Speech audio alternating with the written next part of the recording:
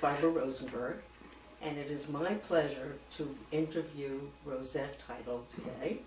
Today's date is April 27th, 2015, and I have known Rosette for half a century, and it is only in recent years that I have found out her story. Rosette, I know that when we came here today, you said that there was something that impacted you just recently that you'd like to tell us. Yesterday I attended a lecture on letters written during the Holocaust by parents to children and by children to parents, and all of it filtered through a wonderful woman in Switzerland. And all this time, it never dawned on me. I never got a letter or a postcard from anybody the entire 4.5 years that I was on that farm. So I was very lonely and very alone, but not even a postcard. It blows me away to think about it now, and I never thought of it before. But what I want to say before we go into details is, most of what I'm going to relate puts my mother in a bad light. I want to clarify that I understand why she did what she did, and most of all, I want to say that when she got to be old, she and I became wonderfully close, and I had 10 terrific years with her, so that when she died, I missed her terribly. Had she died 10 years before, I wouldn't have missed her. So, Okay, thank you. Rosette, tell us the year you were born. 1939, March 20th, 1939, just before the official outbreak of the war. Okay. And where was that? I was born in Nancy, in the northeast section of France. And what happened to you when you were 2 years old? I was 2.5 and contracted diphtheria. I was hospitalized and in isolation. I remember nothing about it. It must have been incredibly traumatic to be in isolation, probably in a crib with bars, all alone, and I'm sure any doctor or nurse who walked in had to be wearing a mask. Anyway, after 3 months in that situation, I was discharged from the hospital, and because I was so debilitated, the idea was that I wouldn't survive city wartime living, because food was rationed and there wasn't much available for me. So I was put on the farm to get better. I got better in, 3 months? And then the rest of the time I was still left there. Do you want to hear my theory why? Okay, sure. I suspected this, but I found out for sure by reading a book called A Train in Winter that referred to women in the resistance in the underground. My mother was very active in the underground, and I know she took great pride in the fact that she was. So, if you had a child, you couldn't possibly keep the child with you. You had to be on call all the time. You had to go who knows where, for how long. And so all these women who had a child or children placed the child with friends or with family. So that's what my mother actually did. Sure, it started out because I was debilitated, but I was left there all that time because it served my mother's purposes for being active in the underground. Okay. Could you describe the Roux family? The Rioux family was a typical French peasant family. The husband was this tough guy. They both were tall, slim, of course. You're on a farm. You can't possibly gain weight. I hardly ever saw him. And I actually didn't see much of Madame Rioux either, but I saw her a little more. She always wore charcoal gray house dresses, or whatever you want to call them, and she had a large man's handkerchief in her left, where her left breast would have been. For whatever reason, she didn't have a left breast. Nobody ever told me, what had happened. Nobody was mean. They weren't mean to me. They didn't give a hoot. They took me for the money, and that's it. Okay, so they had the oldest was a daughter, Yvonne, who had a baby in a carriage, and she would come often, and I would look at that little baby in the carriage and wish I could be that baby. The baby would suck her thumb and rub her nose and go, "Arr," and I thought that was so great. Yvonne didn't have enough milk, so she had to eat these squiggly white things that I tasted. Nobody knew I tasted it, and ooh, was it good.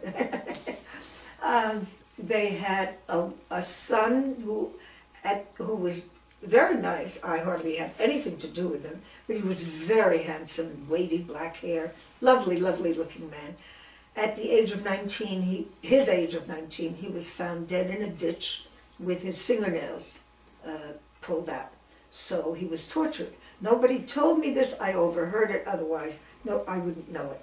And then their youngest was a boy, excuse me, who didn't go to school because he had some kind of mental retardation. Okay. What was your day like on the farm? I can't describe a typical day, but I can tell you that I went to school. The school I went to was a one-room girls' schoolhouse with a nun to teach. She was the only one who was nice to me. She would smile at me. She made me feel so nice. She obviously taught me to read and write. I had nothing to do with any of the other girls because I cried all the time. And I understand, you don't want to be friends with someone who cries all the time. If you'd like, I'll describe one of the experiences. Please. Yeah, all right. I had lunch by myself, sitting outside the girls' school, leaning against the side of the building, and the girls' school was on a hill overlooking the boys' school. And the boys' school was much better attended, and they had 2 teachers. The message being that not all the girls on the farm area, went to school. So when it was my lunchtime, it was their recess time. The yard that they ran around in was a beaten earth courtyard. The 2 teachers, 2 men of course, in dark smocks stood talking to each other with their hands behind their back. And the boys in light smocks would be running around. Excuse me, in the courtyard there were a few beautiful old oak trees, and at the base of the trees were some stones to protect the trees. There was one girl in that school, and she and her brother would walk around, never standing still. They walked shoulder to shoulder and constantly looked back to see what anybody was doing, because every so often one of the boys would go to the base of a tree, grab a rock, and throw it at them. And the teachers' mouths never stopped moving, because I could see it. They were talking. They didn't flinch that this was going on. They saw it, because this brother and sister's sin was that they were Protestant instead of Catholic. Nobody knew I was Jewish. I didn't know I was Jewish. Know that, yes. I think that is extremely sensitive of you to be able to recall that at such a young age, that was wrong. Right. I didn't think like the other children and the people around there. I had a Yiddish Kopf. As young as I was. There were many things. Do you want other examples? Well, first let me ask you what you had for lunch. What did Madame pack for you? I don't remember. I do remember that it always involved some red wine. Okay. The cheap, the cheap red wine. And maybe it was diluted with water because that's what children had. They basically had watered down wine. And I'm sure there was a piece of bread and probably a piece of cheese, but I don't remember. The one thing I remember eating was the snack that I was allowed to have as much as I wanted. And that was, when you kill a pig, you save everything, including the skin. And attached to the skin is a layer of fat. So they would cut rectangles of that, and on the fat they sprinkled coarse salt, and if I want to be funny, kosher salt. And I could have as much of that as I wanted. And so I would often walk around eating that. It was delicious, delicious. I remember when they made blood pudding, and I watched it stirring and thickening and eventually becoming pudding, and boy, was that delicious. I won't eat those things today, but it was tasty. So otherwise, I know I didn't have candy or cake because I always wanted sweets, didn't have them. Rosette, they had animals on the farm. They had cows and what else? They had cows, goats, pigs, and they had a dog. And chickens, too. Oh, chickens, yeah. Could I talk about the dog? Sure. Quickly? The dog's name was Fidel, which means faithful. And Fidel was in some way sick and needed to be put down. And we went along, or I was one of the people who went along. Fidel knew what was going to happen. Monsieur Rioux had a shotgun, and Fidel stood there with his front legs apart and bent his head down so that Mr. Rioux could shoot him right smack in the center of his head. And I didn't stay to see the actual shot. I couldn't. And that goes for when they slaughtered a pig. It was great fun for the other children to watch. I couldn't. I never watched it. What I did watch once was the chicken. That was a chicken. They would periodically kill a chicken by chopping its head off, and the chicken would run around the courtyard. The courtyard in front of the house was, again, beaten earth. And this chicken would run and run and run and run around. There was no head. And eventually it would collapse. And the children thought this was such fun to watch. I couldn't stand it. I saw it once, never wanted to again. So that made me an outcast too, that I didn't think any of this was fun. You didn't fit in. So where did you run to when the animals were being slaughtered? Oh, well, when a pig was being slaughtered, I would go up to the bedroom area of the house and to the farthest room and take a pillow and put it over my head, actually 2 pillows, and nothing drowned out those screeches. A pig that's in trouble, pigs are smart. A pig that knows bad stuff is going to happen screams unbearably loudly, and eventually the screaming would stop. Wow. Rosette, you also had some strange eating habits. No, not regular eating not habits. Regularly. No. Okay, I was this meek, pathetic little girl who hardly ever said anything that she wanted or needed. But Monsieur and Madame Rioux had a cake of white soap. How did I know this? I don't remember.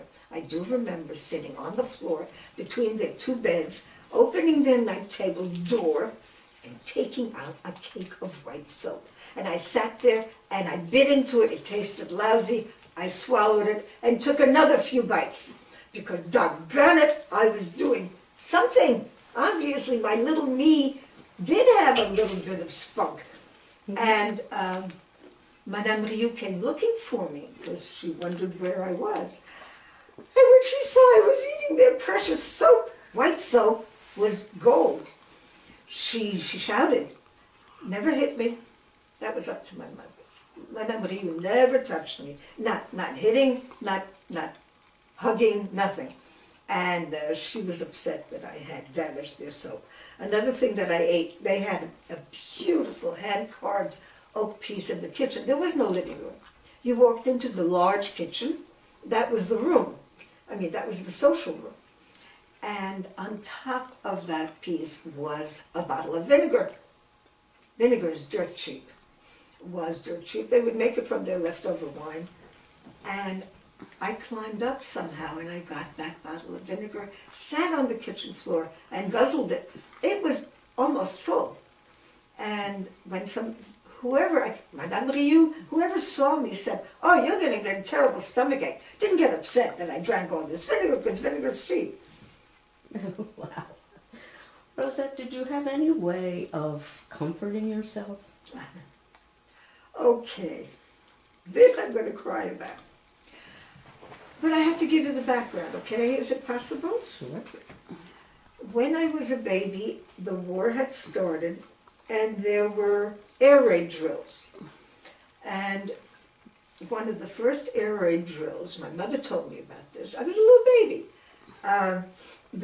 The person organizing all this told the people, if the building above you is destroyed and you're buried under a lot of rubble, what will get you will not be hunger, but thirst.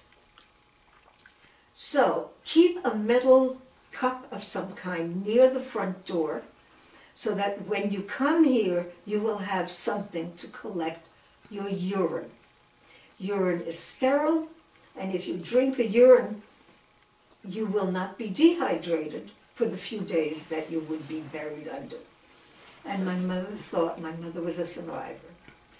My mother thought, how is she going to get this baby to drink her own urine? She needs the baby to suck her diaper. So she gave me a man's handkerchief to suck. And that's how I found out the story, because I once asked her, how come I didn't suck my thumb? Why did I suck this man's handkerchief? And that's why I sucked it. Now this handkerchief stank, and I loved the stink. It was me. It was my handkerchief. It was my only friend. I slept with it, put it into my mouth to fall asleep. I didn't use it during the day, but nobody washed my handkerchief. Nobody came near that handkerchief because it was mine. It was my pal.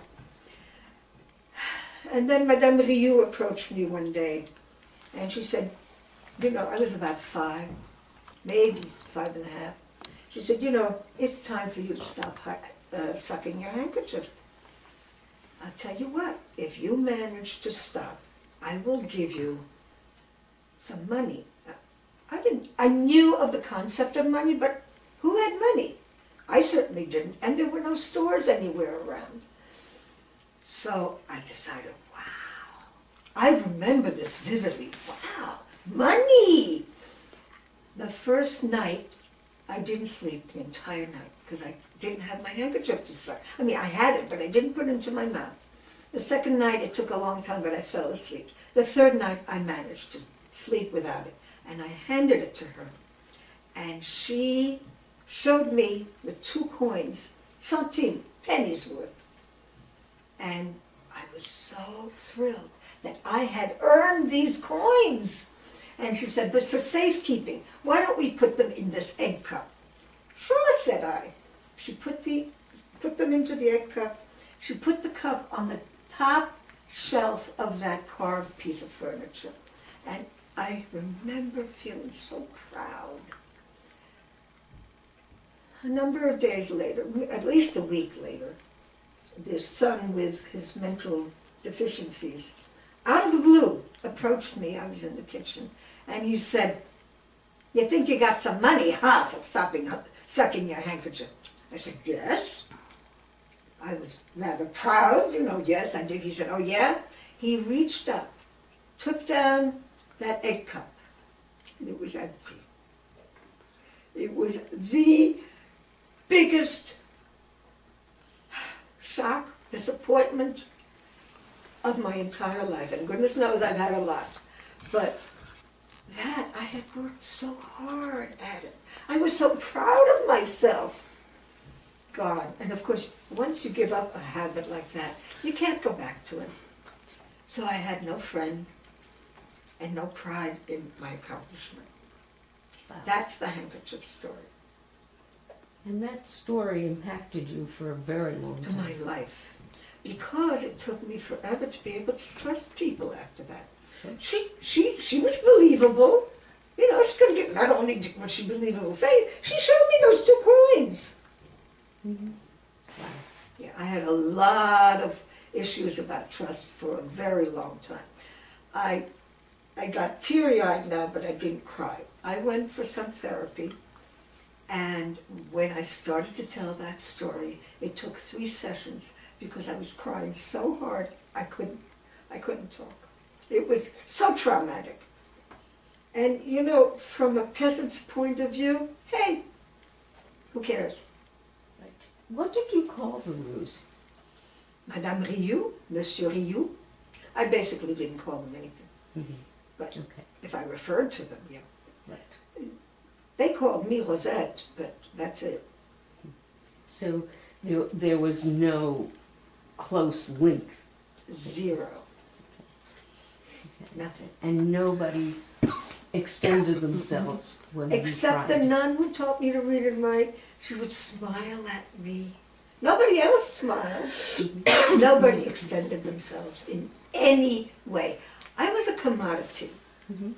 Because I was with them, they made some money. Mm-hmm. They made money in other ways. This is wartime. They had milk, they had eggs, they had butter, and boy, did they make a killing on selling it on the black market. I saw them once diluting the milk with water. And somehow I knew, wait a minute, this isn't right. And they saw me looking, and they shooed me away, and I was never able to see them doing it again. Interesting. Now, why was the school taught by nuns? Was it a Catholic school, or I don't know. was Well, there no secular school? I have no idea. The male teachers were not priests. Mm-hmm. I don't know. I think in those days, you know, nuns devoted themselves to the church wholeheartedly. And one of the things that nuns to this day do is teach. So I have no idea. It's an interesting question. I never thought of it. Mm-hmm. But do you want to hear about my catechism? Sure. You studied catechism. I went to church every Sunday. So the nun was the only nice person to me, and the church was the only place where I felt safe. It was all stone with buttresses, and a small church, but still the sun came through the stained glass windows. It was beautiful, and the Gregorian chants were just lovely. So not on Sunday, not during services, not during Mass, but otherwise I had to study my catechism, which involves memorizing 100 and something questions and their answers. And I couldn't help but wonder, why is it question number 1 has answer number 1, but question number 15 has answer number 1 also, and question number 39 has answer number 1 also. Why do so many questions have the same answer? Because you're supposed to memorize set answers. You're not supposed to think creatively. Mm-hmm. And this was all in preparation for my first communion. And the day before my first communion, my family came to get me. And that was a disappointment. Yes, it was a disappointment because the whole village was celebrating. All the girls were going to have their first communion. And I imagined that the Rioux contacted my mother and said, please get her dressed for her first communion. I imagined, because nobody told me this. And the family did not exactly want their Jewish child and grandchild to have a communion. So they came to get me, my grandfather, my mother, and my younger uncle in my grandfather's car. My grandfather was a master mechanic and always had a car because he could take any claptrap and make it work. And the only time I remember Madame Rioux in any way going to bat for me was her saying to my grandfather, but we're going to have this big celebration. Why don't you let her stay an extra day so she can participate? Unbelievable that she did that. And my grandfather said, no, we have to go. Because he wasn't about to say, she's Jewish and we can't have her have this. Right. Now, when you went, where did you go after you left the farm? We went to Marseille, where the family was living at that point. Mm-hmm. During the war, the family constantly moved around. My grandmother insisted on having her frying pan, her cast iron frying pan with her no matter what. And they moved to follow the regiment of my older uncle, who was in the French army. And she always wanted to be close to that. And that's how they always stayed a step ahead of the Germans. Not that they didn't, on occasion, have experiences. I don't know whether you want me to talk about those, because they're not my personal experiences. But, and my uncle was captured twice by the Germans, a prisoner of war, and the second time he escaped, he knew very well that if they recaptured him, they weren't going to put him in prison anymore. They were going to do away with him. So this is how the family, this is in part how the family survived. The family also survived because they didn't look Jewish. They spoke French, English, and German fluently. My grandfather spoke French with an accent. I know he spoke German and well, English with a heavier accent. Anyway, you know, when you speak a bunch of languages, you get away with a lot more. And I don't look Jewish, and nobody else looked Jewish. You know, when your family came to get you, who was in the car? My grandfather was driving, my mother was in the front seat, and my Uncle Arthur, a wonderful guy, and I were in the back seat. And my mother turned around and gave me a piece of chewing gum. I didn't know what chewing gum was. And she said, now you can't swallow this is just to chew. You know what a piece of chewing gum tastes like when you first put it into your mouth, right? Candy, right? Went right down my gullet. Oh boy, did I get balled out. Now you also developed a very close relationship with your grandfather. Much later. Okay. Much later. Okay. Yeah. Now, you went to school in Marseille. Oh yeah. And tell us what that experience was like. I was in Marseille 6 months. I think there was a rule that said women who wanted to be teachers could not be married. I think. Because this teacher was a verbissene bar nun. She was vicious, and I was vulnerable. She not only hit, she punished me. Why did I get punished? Because the French system was you not only had to get the idea of a lesson, geography and history being the main subjects for that, you had to memorize the résumé. The résumé was a summary with a black frame around it at the end of each chapter. The chapters were only 2 or 3 pages. And you had to recite it verbatim. So if it said happy and I said joyous, no good. If first you said Louis XIV was the Sun King and he built beautiful palaces, when it was he built beautiful palaces first and then he was the Sun King, no good. She was vicious. So my punishment was, well, okay, I got to describe the setup. There was a big courtyard with some kind of asphalt, and on one side was a row of the girls' classrooms, on the other side was a row of the boys' classrooms. At one end was, I don't know, probably the teacher's lounge or something, because I never came near there. And on this end, the principal's office, outside of which was a bell, a large bell. To me, everything was large. I was so small. And they rang the bell for the start of class, the end of class, start of recess. And I had to stand under that bell during recess. Not every single day, but a lot. And who else had to stand under that bell? The bad boys who had beat somebody up. How I didn't pee in my pants, I don't know. I was so terrified. Because there I was, and these bad boys were going to beat me up. No, I was transparent to them. Only I didn't understand that. So with the entire recess, I didn't miss running around or playing with the other girls, because nobody played with me anyway. Rosette, I want you to go back for a minute to the farm, and there was an occasion when your mother came to visit, and she wanted to have pictures taken. Right. Okay. My mother came to visit once a year, except for the year she was in an accident. She was hospitalized for many, many weeks. I've got to say this. She did manage to send the Rioux family a Christmas gift. I didn't get any. I didn't get anything, normally, altogether. But I saw the Christmas gift. It was a box of this soft purplish cardboard that was used in those days, of sugar cubes. this was incredibly precious. I saw it because they opened it when I was there. Wow, I got bugbears.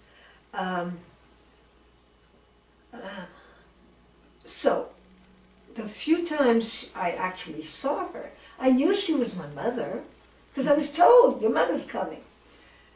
She had blonde hair. It was always a sunny day, and the sun came from behind her hair, and there was a breeze that would blow her hair, and I thought, ooh, my mother has such pretty hair. She had red nail polish. Go ahead. On a farm, red nail polish was non-existent. My mother has red nails.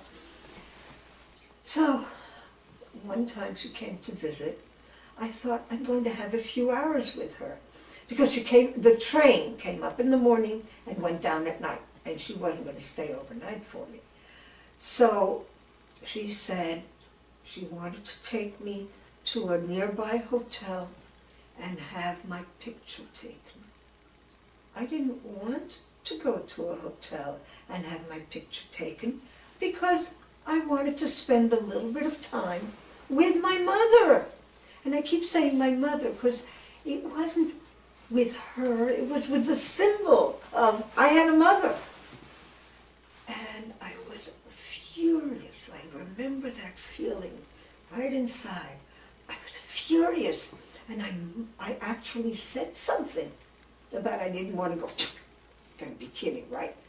Of course I had to go. So there's an official portrait of me. You have to look at the shoes, these fancy farmer type shoes. And I was ordered to smile. And the best I could come up with was a slightly crooked because I was not a happy kid. I mean, I was not a happy camper being there. And if you look very carefully, my right elbow is on this table, and my left hand is not open. It's in a fist position, or slight fist. I was furious. And then she had to leave, of course. Wow. Would you also tell about New Year's Eve on the farm? Okay. Les étrennes is the time when they gave gifts. It is New Year's Eve rather than Christmas Eve, and it seems it's customary to give gifts either Christmas Eve or New Year's Eve, because I checked with my cousin recently about that. There were 3 of us. 2 other girls, I have no idea who they were or where they came from, but the 3 of us were told to go behind the metal door that separated the kitchen from the stone steps leading upstairs. And it was pitch black, and I giggled in anticipation of whatever this was. I never giggled. I was so surprised by the giggle. And I needed to pee, but I wasn't going to leave that moment. Finally, we were told to step out. And Monsieur Rioux gave a little package with a doll to, a little cheap little doll to this girl. To this girl, there's nothing for you. How do you do that? How do you do that to anybody? And to a little girl who's so vulnerable? I don't know why. And of course I didn't have the mouth to say, hey, what about me? Mm-hmm. No, I didn't speak up. Wow. I have been told that children with deformed backs, more often than not, have had traumatic, or not traumatic, I shouldn't say that, deprived childhoods. And there's a picture that I pointed out to you in which the dress goes up. Mm-hmm. That's because it turns out I had scoliosis and lordosis. It was diagnosed when I was 11. I don't think you want me to go into the details of why. And I wore a steel brace for 7 years to correct, and I still stand pretty straight for 76 years. My mother didn't like the fact that my belly was sticking out. It's ungainly, and she'd tell me, stick your belly in. I'd do my best to do so, which was impossible since the spine was pushing it out. And I didn't, so I slap, slap. My mother's solution to everything was smack, smack, and not gently either, on either side. Rosette, how did your mother and you come to this country? My mother loved to tell the story.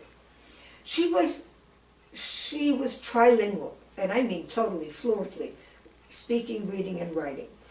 My grandfather, whose philosophy was, you are another person for every language you have learned, sent her to England to be with his family when she was 16, for a year.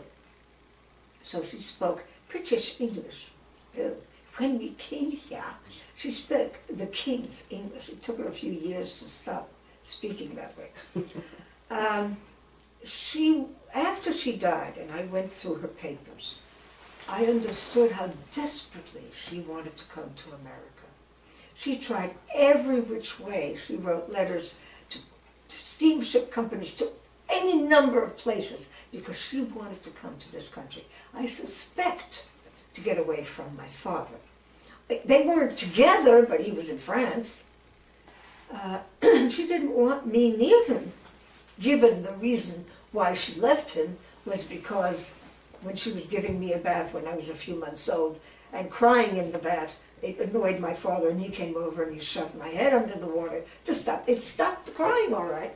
That made her decide to leave him. The womanizing didn't do it. The smacking her around didn't do it. That did it. So I think that's why she wanted so desperately to come to America.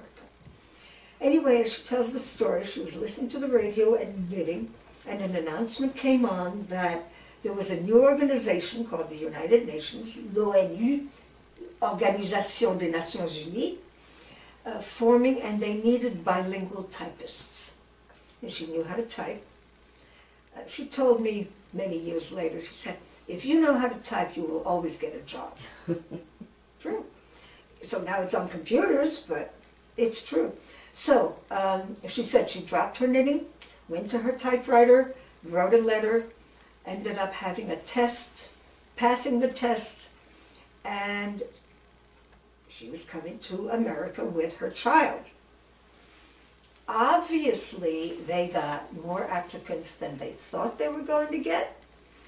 And the day that she and I were going to Paris in anticipation of being on a plane to come to New York, she got a telegram telling her not to come because she had a child.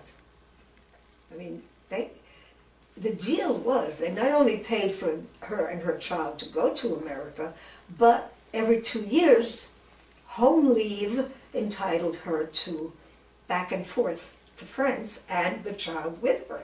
Why would they spend all this money if they have other people?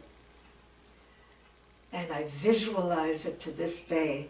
She took that telegram and she stood facing my grandfather and she said, "This did not come until after we left." Wow. My grandfather had somehow acquired $50 American on the black market. My mother didn't know how he did it. I don't know how he did it, but that was quite an accomplishment. And that has a follow-up that was amusing. So back to, we take the train to Paris, sorry. And we walked into this office that had carpeting. This little farm girl who was in the city for 6 months, it's soft underfoot. It felt great. I sat on a bench near the wall and my mother proceeded to the desk, a beautiful desk, with a princess telephone. I hadn't seen a telephone, never mind a princess telephone. And this man said to her in French, "What are you doing here?" She said, "What are you talking about?" This is in French, so I understood it. What are you talking about? He said, "Well, we sent you a telegram." She said, "I never got the telegram." And he told her it was because she had this child and they didn't want to pay for this child. Besides which, single mothers always have to take time off because their child gets sick. And they didn't want her. She sat there and said, "You can't do this to me. I have no job. I have nothing to go back to. You have to take me." And they argued back and forth, and she would not. She said, "I'm not leaving." And at that point, I wanted to crawl through the floor because it was because of me there was a hassle. He picked up the phone and he spoke in English, and the rest of everything was in English, so I had no idea what was being said. All I know is, yes, we left. And we landed, oh, it was a terrible flight, a DC something. I was so sick on that plane. We landed in Greenland first for refueling, and they served powdered scrambled eggs, the most awful stuff that, of course, I had to eat. And then we landed in LaGuardia. No, it wasn't LaGuardia. It was Idlewild in those days. When was this? In 1946, October 1946. And I had ringing in my ears. It started that day and it never left. I still have ringing in my ears. Mm-hmm. And it doesn't help with hearing loss. But we were greeted by a black chauffeur in a uniform. I had seen black men in the American Army in Marseille. They drove around in trucks.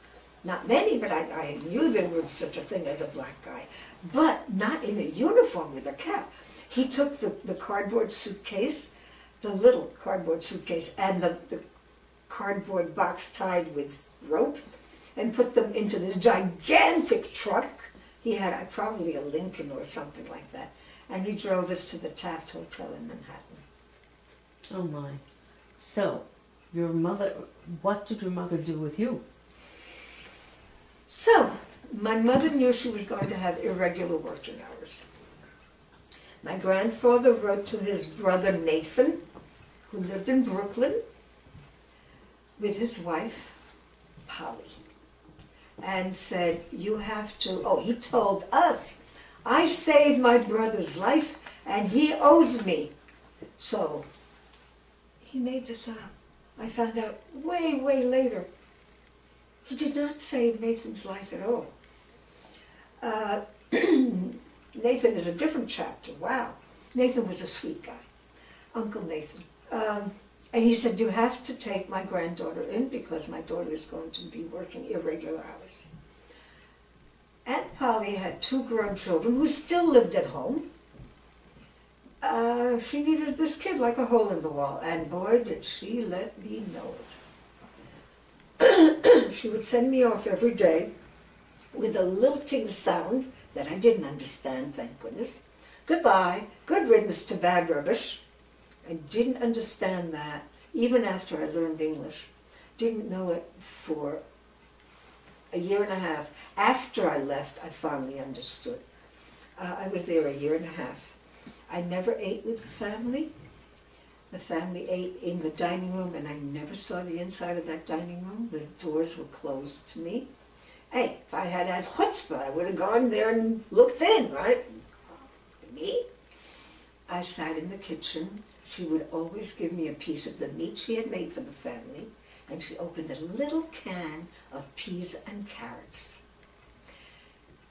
Years, at least, I don't know how many years later, my mother had finally taken me in, and we were living in Parkway Village, and she served peas and carrots. And I started crying. She said, what are you crying for?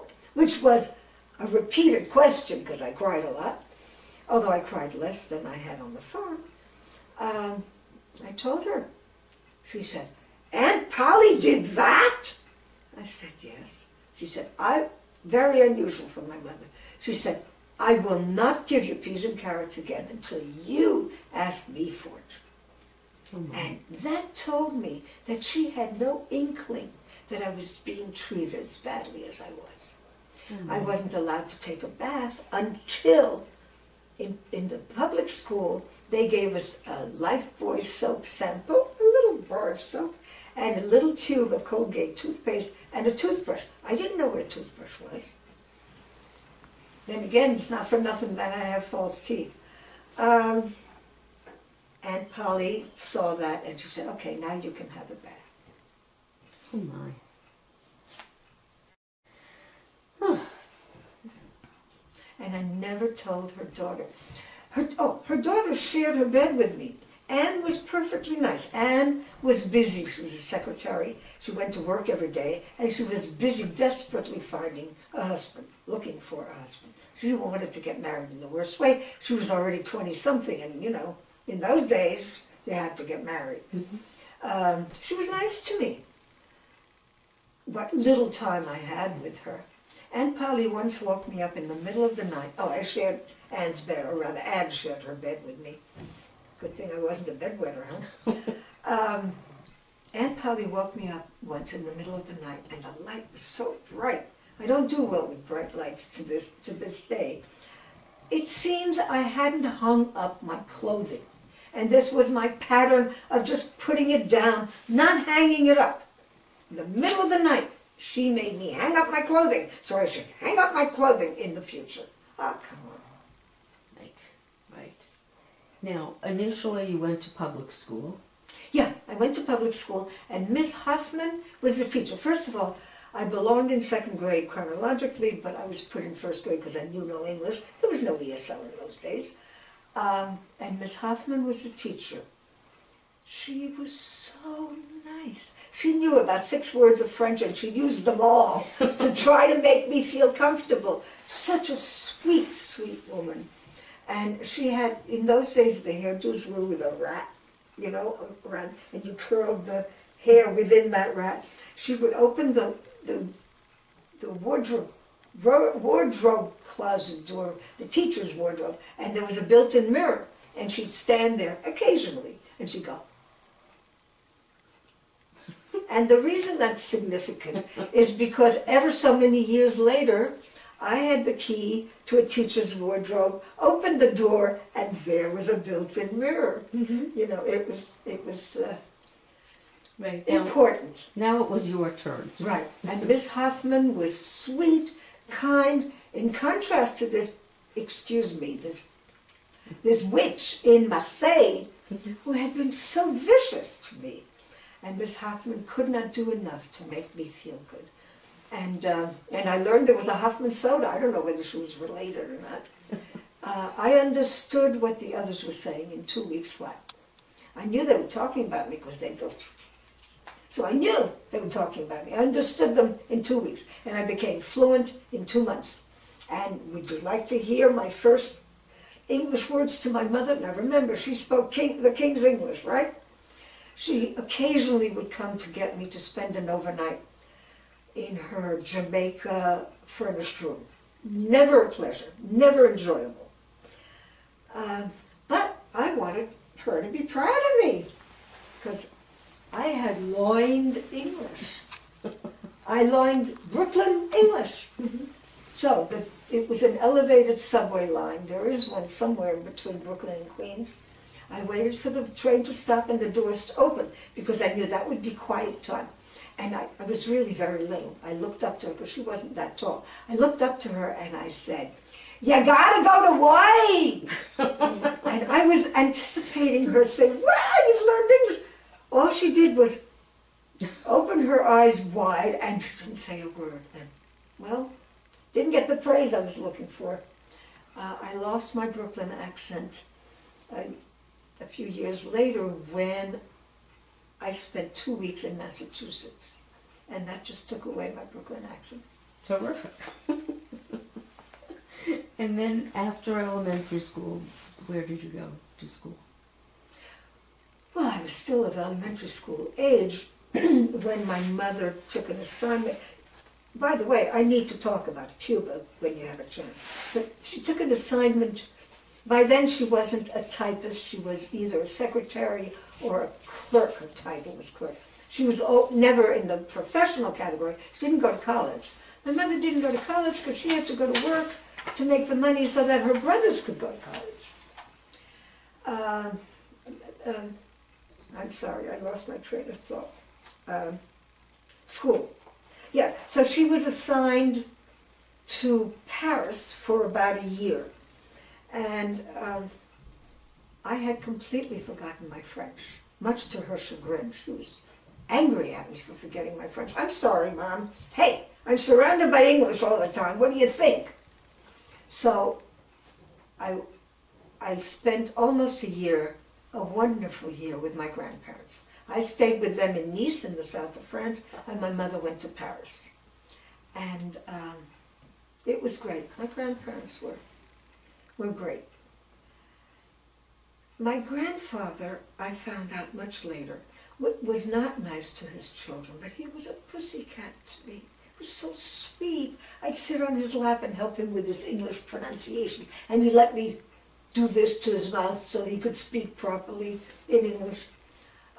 He was vicious to his children. He was a tyrant. If he put his hand anywhere near his belt buckle, they ran. And my aunt told me, oh, just not that many years ago, that she was his favorite target, which is fascinating because my mother was jealous of her and thought that she was her father's favorite. Yeah, favorite for what? And she would always run and hide, and he would always find her and beat her that much more viciously. And she told me that time that he beat her so badly that the skin was gone from her behind and it got infected. And my grandmother didn't ask him any questions, didn't ask him for permission. She took her to the doctor. And my grandmother, you know, she had to survive with this husband. It was not a blissful marriage. But my mother was wise enough to hire a tutor to help me. I was in a normal classroom with fluent speaking French girls and Madame Biscondi, a wonderful, very nice, very beautiful teacher.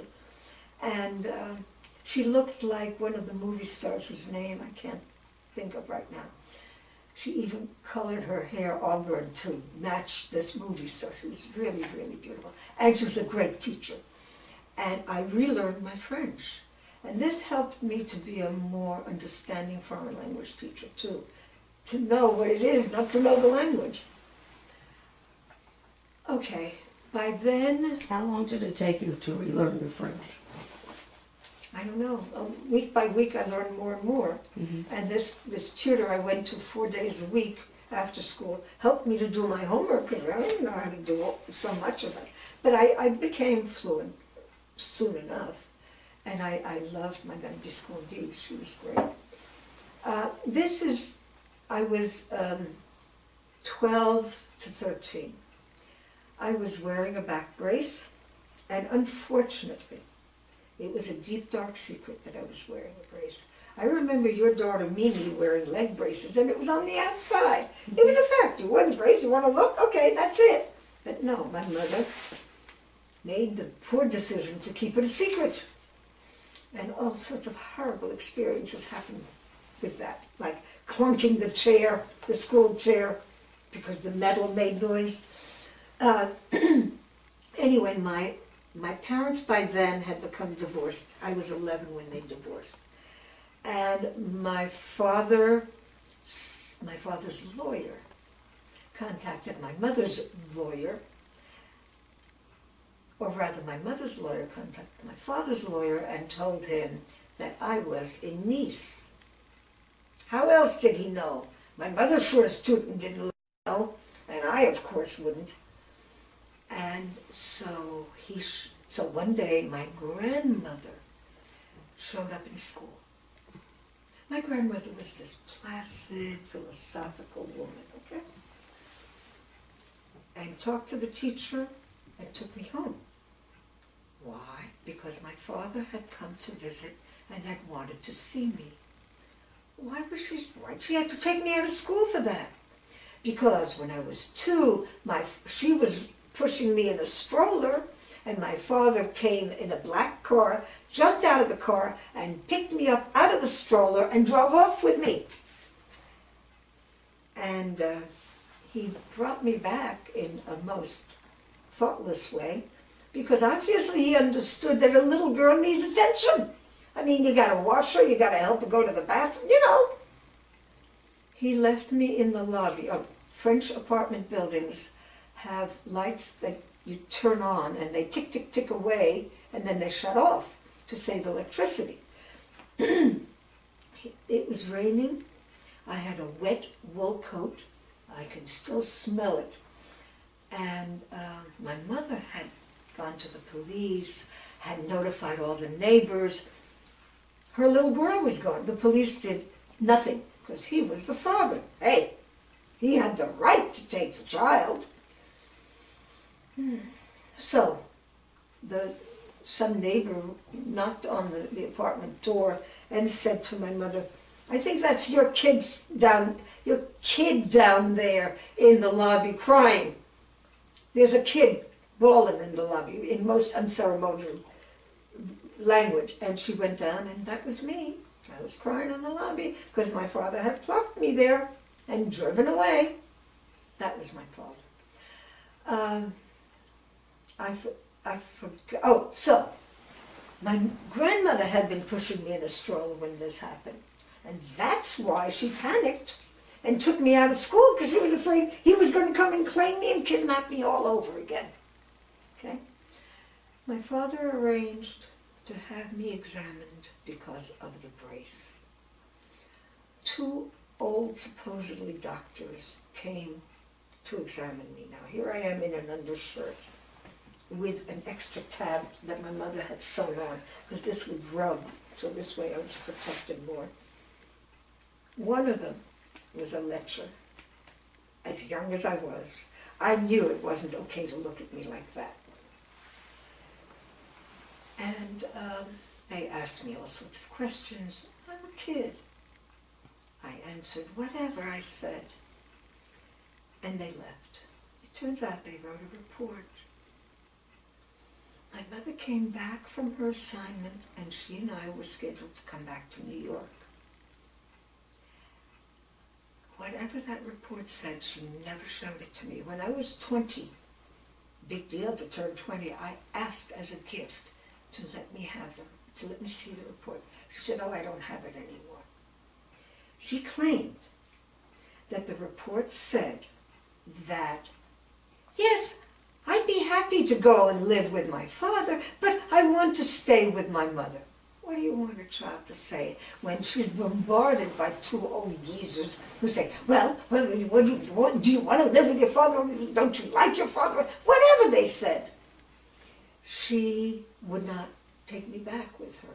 She absolutely disowned me. And with those my mother had beautiful hands. With those beautiful hands and manicured nails, she did the manicuring. She went, "I won't give you that."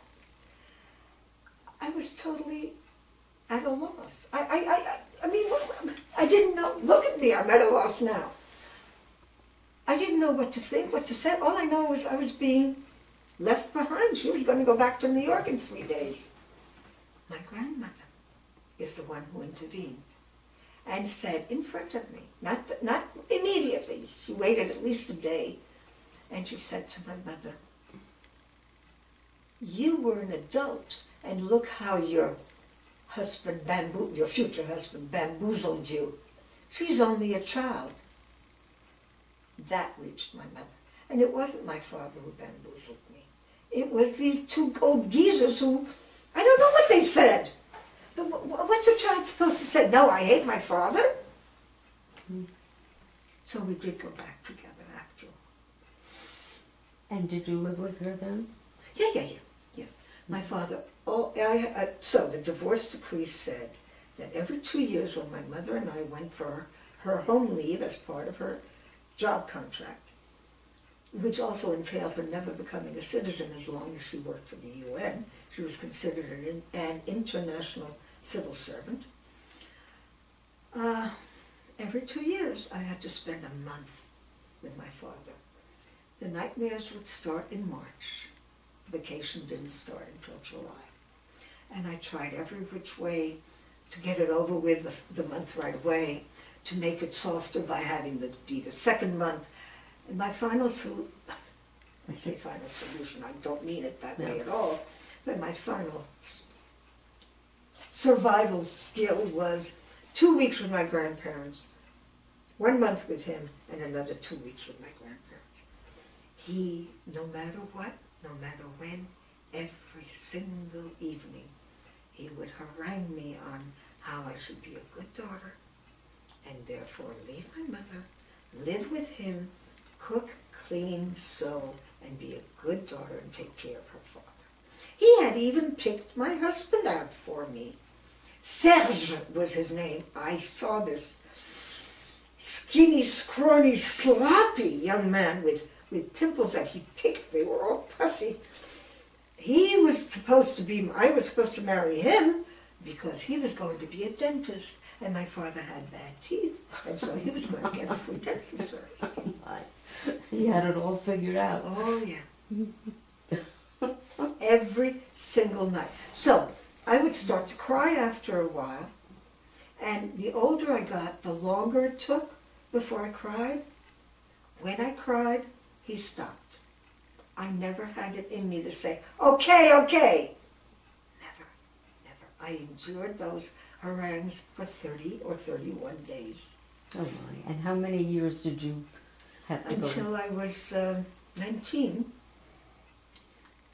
Oh. And I never had the guts to say, listen, Pop, you know. Enough. Where did you go to high school? Well, from France, I ended up at the French Lycée of New York because Madame Visconti met with my mother, and I was there, much to Madame Visconti's chagrin. She thought my mother was going to come alone to her home. She wanted to talk to my mother. She never got to talk to her the way she wanted because my mother brought me along. And the teacher was really upset that I was there. She wanted to, well, I don't know what she wanted to tell my mother. Probably some positive things. And so it was decided that it would be a crime for me not to continue my French education. When we first got back, I went to the public school nearby in Elmhurst. I was bored to tears, bored beyond any description, because this was easy stuff. Also, I wasn't exactly put into the most advanced class of that level. And so my mother put me into the lycée, which is not a cheap, is not a cheap school. So I got a partial scholarship, as though that wasn't pressure enough, as though school itself wasn't pressured enough. Being on scholarship was even more pressure. When Michael was born, my mother said, I will pay for him to go to the lycée. And I said, no way am I putting a child of mine into that pressure cooker. So I went to the French Lycée of New York, the equivalent of junior high school, and basically 2 years of college. And when I finished that, I transferred to Queens College, which was heaven, heaven. I took 18, 19 credits, worked part-time, and got straight A's. It was heaven. I was allowed to express my opinion because the French educational system says you aren't allowed to have any ideas. You got to quote somebody else of authority who has that idea. Oh my. Wow. Do your children speak French? No. Well, no, that's not true. I'm sorry. Ellen does. I'm sorry. Ellen speaks French because she studied French a lot. She spent her junior year in France. Newton and I went to see her in Grenoble, and she worked for a while for Microsoft. She worked for a while in France because of her knowledge of French, but she won't speak French with me because she said she'll make too many mistakes. I never criticized any mistakes. And by the way, she doesn't make a lot of mistakes. She speaks very nicely. Michael doesn't speak French, but he says he understands most of it. And the reason is he was about 2. When I would talk, I would speak French to him. And I said, livre. You know, he loved to have books read to him. And I said something about, go get the book. And I used the word livre. And he said, no, book. For book. I said, why won't you say livre? And he said, Papa, book, meaning Papa says book, and he adored his father at that point. And so, if Papa says book, why in the world should I say livre? And that's when I decided not to push the issue. I'm not sorry. Okay. Tell me about the professions that your children have. Michael is a computer specialist. He's been, well, originally programmer, but he was a computer, what do they call it when you design a computer thing? Architect. He was a computer architect. Pick a title, he had it. He works for IBM these days because he was working for a company that was taken over by IBM. And isn't thrilled about some of the policies of IBM. But he has an important job, he's very well respected, and he makes a ton of money. Ellen now works for Microsoft. Now, Michael is in California. Ellen is in Seattle, works for Microsoft, has moved up and up to the point where she has an important job, makes a ton of money, and it enables her to be quite creative in her work. And I'm tickled pink because for the longest time, Ellen was in Michael's shadow in school. He was a whiz in math, and she wasn't. And her teachers didn't help. She had all these lousy teachers, one of whom at parent-teacher conference said to me, well, she doesn't have to know how to add and multiply. We have calculators now. Oh. And Ellen used to say, the teachers would say, are you Michael Tucker's sister? And she'd say yes. And he was such a whiz that they couldn't understand math. They couldn't understand why she wasn't. What high school did they go to? Junior high school, was that 67? On what's the name of the street? On Marathon Parkway. In high school? Cardozo. And the same kind of, she felt overshadowed by his math ability. At the same time, she was a social butterfly, and he was not. He was quite the opposite. He was not popular, and she was embarrassed socially. So she was overshadowed intellectually and embarrassed socially, and there wasn't much I could do about it. And I didn't even know to what extent until much later when she told me, and I'm so sorry that I didn't pick up on it sooner. There's a whole bunch of stuff I'm sorry about. Rosette, will you tell the story about, it was holiday time, and Michael asked you what was on your wish list? Oh, I was 70. My children have a lovely, lovely habit of asking me what I want for whatever the occasion. Although Ellen tends to pick things on her own. But recently she asked me what I wanted for Mother's Day, and I just received the lovely frame that I asked for. Michael always asked, what do I want? But this time he said, he emailed, what do I wish for? Not the same as what do I want. I said, wish for? I wish I had a dollhouse, and I wish I had a doll, neither of which I had ever had. And the next time I went to visit him, he sat me down within the hour of my arrival, went online to American Girl doll, and had me pick the doll I wanted. I picked a newborn girl. And there she is. I made a crib out of her shipping box. Oh, dropped everything, no matter how much I needed to do. Forget it. I made a crib out of this shipping box, and I sewed a little blanket, and there she is, my little newborn baby doll. And I told people the story. Not everybody. It came up with you. I don't remember why it came up. And the next time I saw you, you gave me a doll. And somebody else did the same thing. I'm 76, and I had a shelf put up to accommodate all these dolls. Here I am, an old woman. I got a whole bunch of dolls and a dollhouse, which Michael bought. Well, from Long Island. I mean, I'm not going to schlep a dollhouse from California. But with his help, ended up with a dollhouse, and I had such fun refurnishing it. It came with furniture that I didn't like. I bought Victorian-style furniture. I had a ball with it. And here I am at this age with dolls, and don't think that I don't appreciate every single day the fact that I got all those dolls, and there's my little baby. I called her Michelle. And your gesture, which meant the world to me. Oh, I'm glad I was able to do that. Rosette, did your mother understand the loneliness and the sadness that you felt on the farm? No.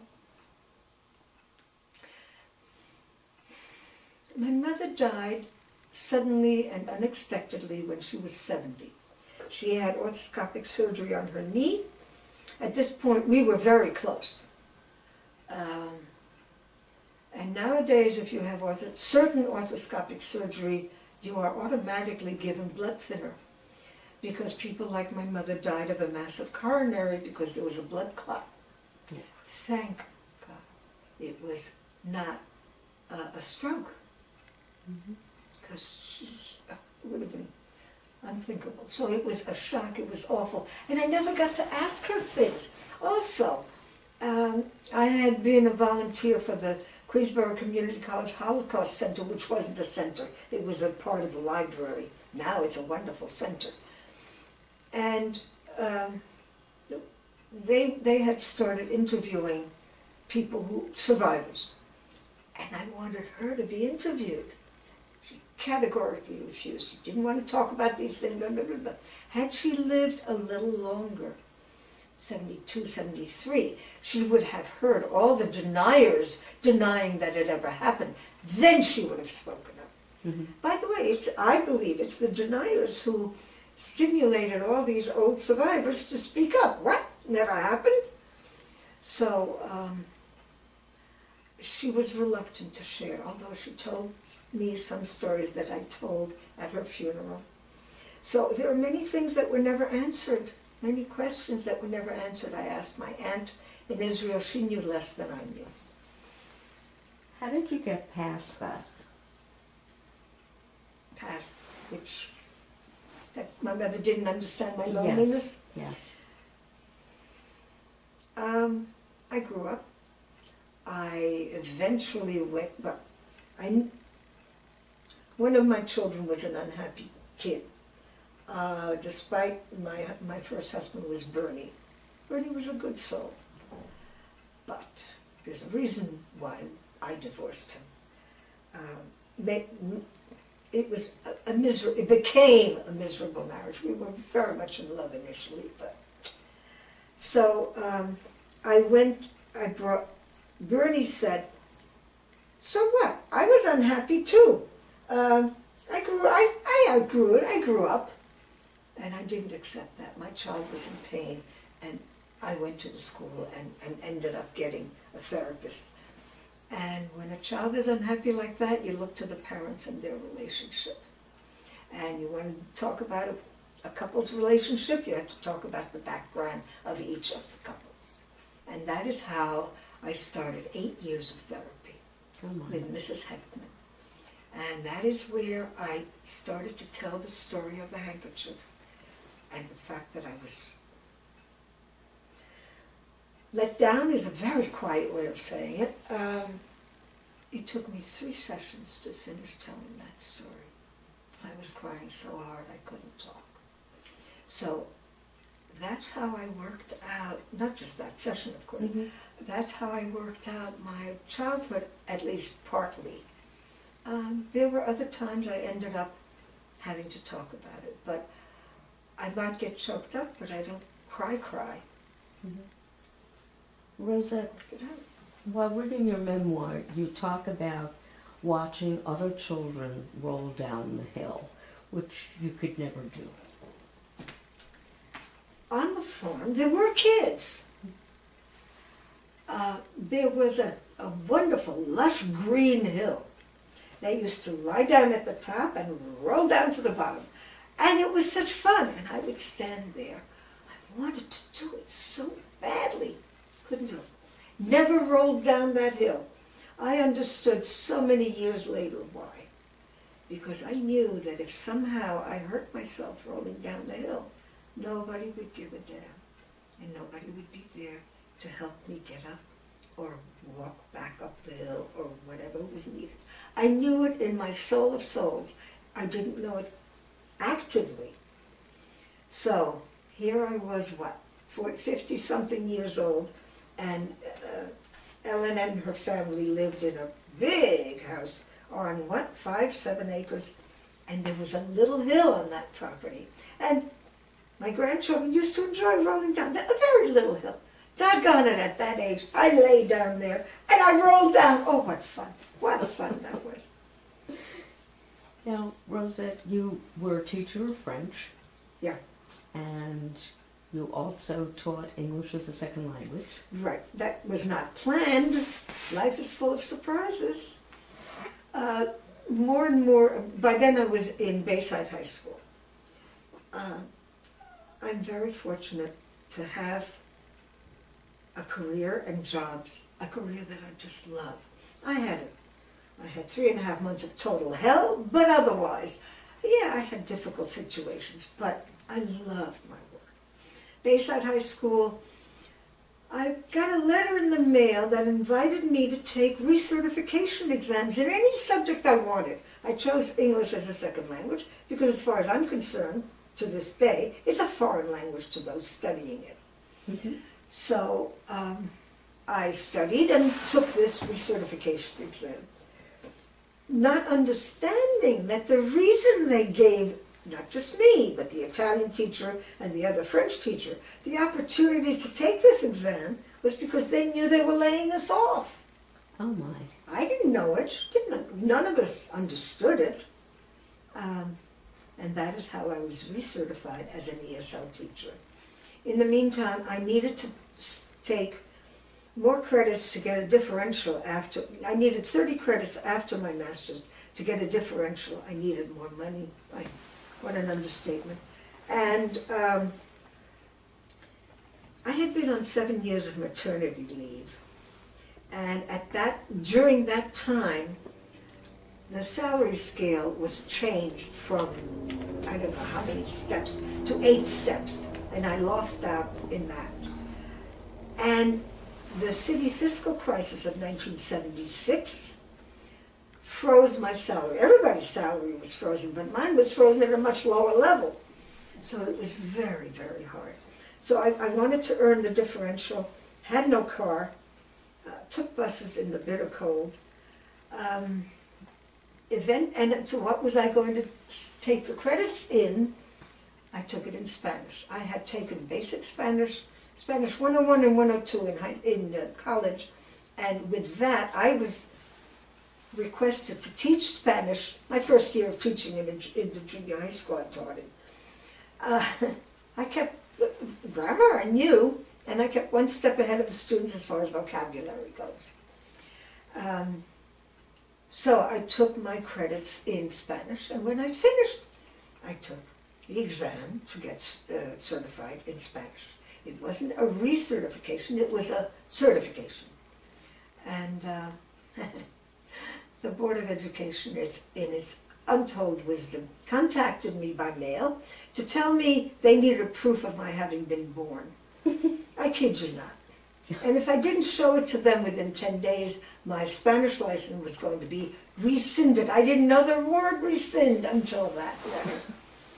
I had no car. I lived in Douglaston. I had to go to downtown Brooklyn, Livingston Street. I went after work one day. I brought my passport with me because I had the passport available because a few weeks before I had been a witness to my mother's becoming a citizen. She had retired and she needed 2 witnesses. One was her American husband and one was me. So I hadn't put the passport back in the vault. There's proof. No. The list said, first thing listed was baptismal certificate, second was birth certificate, and then it goes on and on. But the passport is illegal. Didn't count. I said, well then please make a note of the fact that I was here. This was the day before Christmas vacation. Please make a note of the fact that I was here and that I'm not ignoring this, and I'll be back after vacation because coming from Douglaston was 2.5 hours each way. And I said, but my birth certificate's in French. That's okay. Okay, I brought it in French and the translation. Okay, that's the border. Oh my goodness. Wow. I don't think it's changed very much either. Well, yes it has. It's not the board, it's the department. So whatever nonsense they pull, is under a different name with a different set of hierarchy. They did away with the Board of Examiners because the Board of Examiners was nasty. I will grant you, excuse me. And the UFT, United Federation of Teachers, was instrumental in doing away with the Board of Examiners. That took away all standards. Don't do away with it, modify it. Tell them they can't be so nasty. Oh my. Rosette, you were also very innovative. After your divorce, you needed more money, so you reinvented yourself. You want to talk about that? Oh, you really have good questions. I didn't have a car. The divorce agreement said we would share the car. I didn't have the money for insurance. I didn't have the money for gas. So it was okay that Bernie didn't really want to share the car. I have to talk about Cuba. So I had an empty garage. I asked the children to help me clean it out. And then it was $8 to have flyers photocopied. I had to wait a while to accumulate the $8. Took about 2 weeks. And I begged my children to go and hand the flyers out to the houses in the development. Before they came back, the phone started to ring. People wanted garage space. So I rented out the garage. It was $30, was it? I don't remember. And with that money, I was able to buy my children clothing. Because, to be a kid and not be dressed appropriate or stylishly is a terrible experience. And I was out of style, but I didn't care because I was an adult. And I knew one day I'd be able to do it. It's interesting. I never thought money was all important. Even when I was down and out. I knew one day that my salary would go up and, So that's how it happened. And I bought my children's clothes with the money from the rental. And then I had more than one tenant. And every time one left, I'd change the lock. The last tenant, the garage tenant I had, was a man who sold toys, discontinued toys at flea markets. So the garage was filled with toys. And it didn't take a brilliant mind to figure out that I didn't have a hell of a lot of money. Took one look at my coat and you knew it. It was a threadbare coat. He offered to have me sell his toys and make a profit. He gave me toys to sell that he wasn't selling well at the flea market. I typed up a list, and boy, did I do well with that.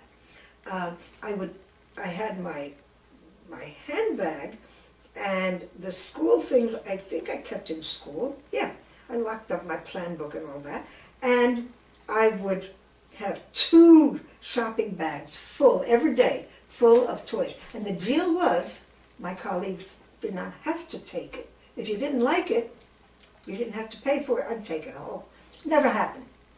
It was such good deals. I had typed up a list, and then one day my supervisor, who was a tough cookie, approached me and she said, I understand you're selling games and toys. I thought, uh-oh.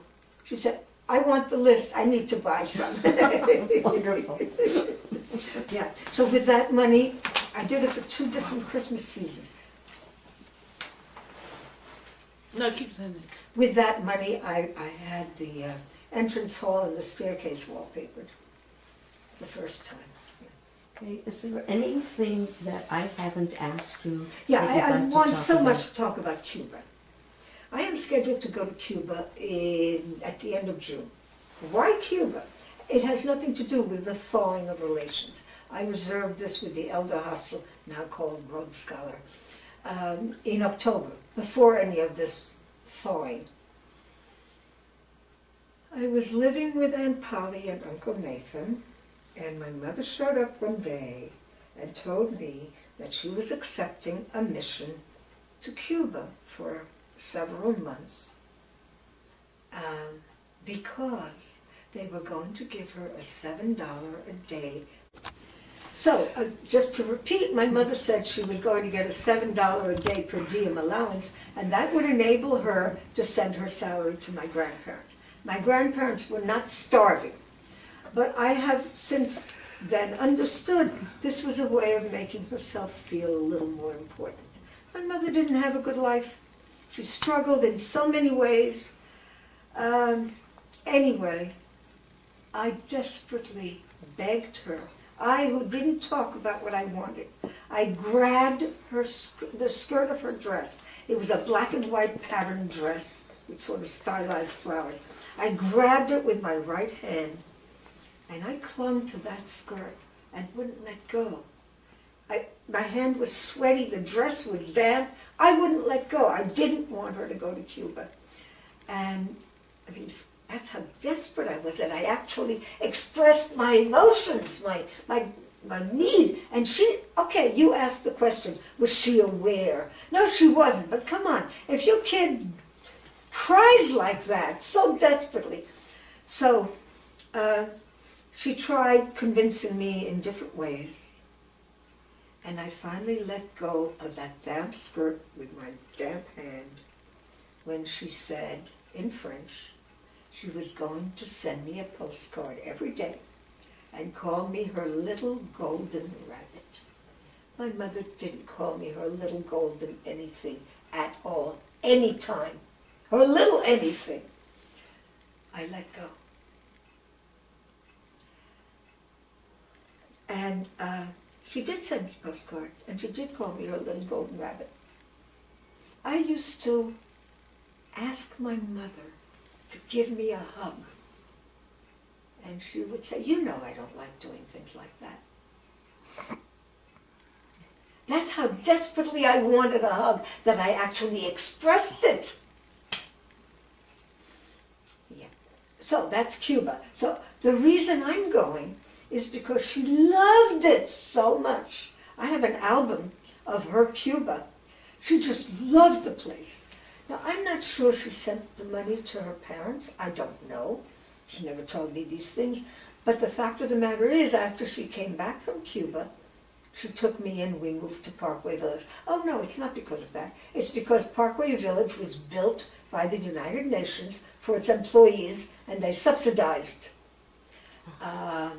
A year and a half later, they stopped the subsidy for the G category, general category, that was the lower category that my mother was in, and they raised it from $70 to $90 something, and she couldn't afford it, and that's when we moved to Elmhurst, to an apartment she hated with a passion because it was dark. It was on the first floor, and but I had had 1.5 years of childhood. That was my childhood in Parkway Village. Oh my. When I went to PS 117, a nice school, good teachers, they called my mother in. The first class I was put into was with Mrs. Cooley. She used to say, you know, in China, the coolies pull the carts. That's how you'll remember my name. It was a small class, and I used to wonder, there was one boy in particular, he didn't seem to know how to answer anything. I eventually understood this was a special education class of whatever kind. They didn't know me. They didn't know what capabilities I had. I stayed there maybe 2-3 weeks, and I was transferred to another class. But they were really, really nice. Anyway, they called my mother in. Now, this meant my mother had to take off from work. Big deal. She told me about it after the fact. And she said they told her I needed therapy because I was a very troubled, unhappy child. And she said to them, of course she's unhappy. You'd be unhappy too if you had gone through what she went through. Therefore, you don't need therapy. Oh my.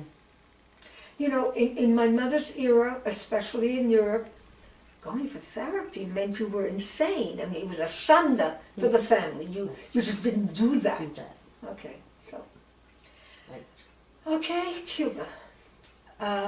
Anything else? I don't know, you tell me. Is there anything that I missed that you would like to talk about? I think I covered it all. Man, did you know how to ask questions? You were really, really, really prepared. Okay, I think we'll go to the pictures. Yes, but before you go to the pictures, should I sit over there? Mm-hmm. When Rosette told me about her childhood, it greatly impacted me.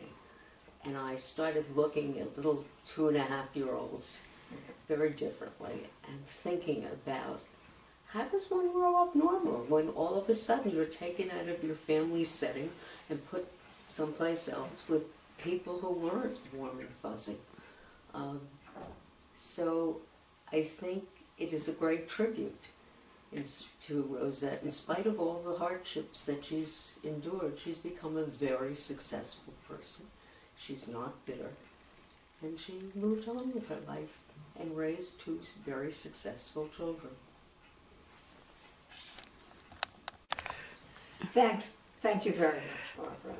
I will say that because I think there's always a positive to every negative, in some way, I appreciate the hardships I endured because it made me more able to be empathetic to others. I've had students who had terrible childhoods, terrible situations, and I could feel for them in a way I could never have done if I had had a more, shall we call it, normal childhood. This was in the 1920s in Nancy, in the northeast of France. The man standing is my grandfather. The woman to the right is my grandmother. Then over here is my Aunt Doris, her brother Arthur, my mother, and Joseph, the other brother. This is my grandparents with their firstborn, who died 2.5 weeks after this picture was taken, died of an ear infection. This is my grandparents many years later, many years and many children later, and this is what they looked like when I first saw them after the farm, 1944. This is a picture of my mother taken in May of 1944, looking quite elegant. This is the picture taken of me in the hotel that I talked about, November of 1944. Please look at those shoes and notice that although my right hand is sort of open, my left hand is not. I was furious at having to be there to have this picture taken. This is a close-up of me at that photo shoot. This is my grandfather with me right after we got back from the farm. Or maybe this is at the farm before they took me away. My grandmother hated having her picture taken, and this is the only one that my mother was able to enlarge to have a portrait of her mother. It's part of a general picture that she had enlarged. This is one of my wedding pictures with Bernie. He's on the right. My mother's on the extreme left, and Bernie's mother is the other woman in the photograph. 1961. June of 1961. This is my second husband, Newton, and me walking down the aisle in June of 1986. Newton developed vascular dementia because of his diabetes, and I was desperate, didn't know what to do, how to take care of him. So at a support group, I said, you know, there should be a book out there to help us, and that's the book I wrote after he died. It was picked up by a company in Australia. They changed the title, and they changed a few other things in there, but these are the books I've contributed to society. This is my family now, April of 2015. On the extreme left is Michael, and next to him is Ellen, my 2 children, then Asa, my grandson, then me, then Benedict, my granddaughter. This is a picture of my mother, probably taken in 1984. She died in 1986. This is the dollhouse. welcome. Come in through the big opening instead of just the front door. And notice the chamber pot, which... It's very dark. Okay, I got it. The chamber pot, which brings me to remembering when I used to have to empty the chamber pot for the family. These are the bedrooms. Look at the living room with the little piano. And these are actually wax candles that I acquired. And the bathroom. Is that not priceless? The bathroom, huh? Complete with scale, Victorian bathroom. The kitchen is okay, but the dining room, there's a turkey on the table. There are little forks and knives and spoons. And then it's doll. Excuse me, the doll. This is Michelle. This is the crib that I made from her shipping box. These are the trimmings that I put on. This is Michelle, my newborn, who never grows old.